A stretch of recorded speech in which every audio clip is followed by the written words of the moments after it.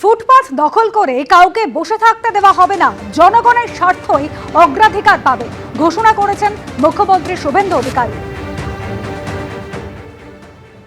ফুটপাত দিয়ে হাঁটার অধিকার জনগণের রয়েছে, সেই ফুটপাতকে জবরদখল করার অধিকার কারণ নেই।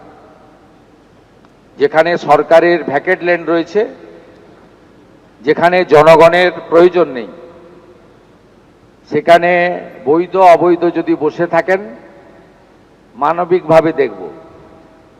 কলকাতার বড় বড় চওড়া রাস্তা, জনগণকে হাঁটার জন্য ফুটপাত, এটা কারো হাতে দেওয়ার অধিকার আমাকে কেউ দেয়নি।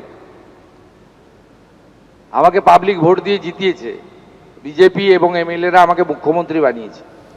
আমি জনগণের প্রতি দায়বদ্ধ।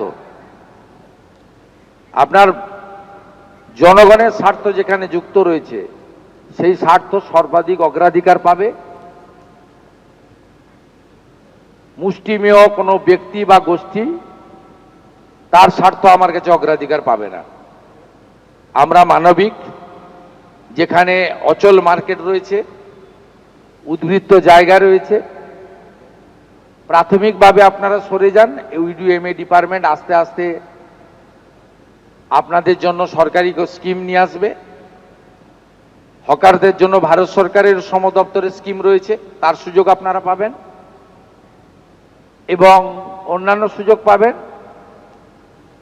কিন্তু আপনি নিউ মার্কেটের রাস্তাটাই দখল করে নেবেন, মোটরসাইকেলও যেতে পারবে না, রাজাবাজারটা বেহাত হয়ে যাবে, খিদিরপুর মেটিয়াবরুজে আপনি যা খুশি করবেন। এটার জন্য কিন্তু আমাকে মুখ্যমন্ত্রী করেনি পাবলিক।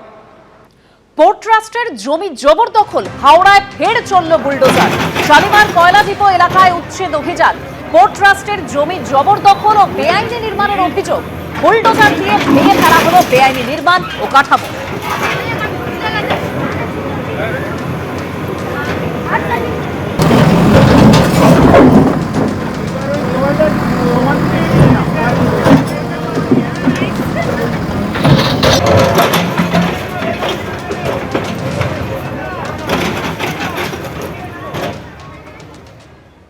সরকারি অর্থ যাদের প্রয়োজন নেই তাদের দেওয়ারও দরকার নেই। ওই অর্থ ছাড়া যারা পুজো করতে পারবেন না তারাই পুজোর জন্য সরকারি অনুদান পাবেন, নিউ টাউনে বললেন মুখ্যমন্ত্রী।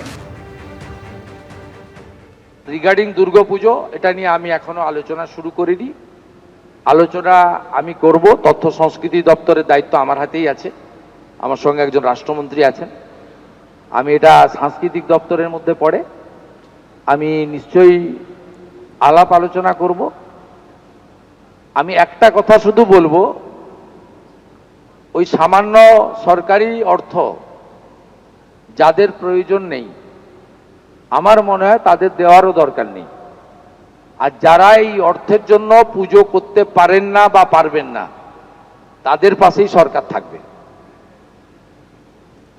পুজো হবে, আরো বেশি সংখ্যায় হবে। এবিপি আনন্দ, এগিয়ে থাকে, এগিয়ে রাখে।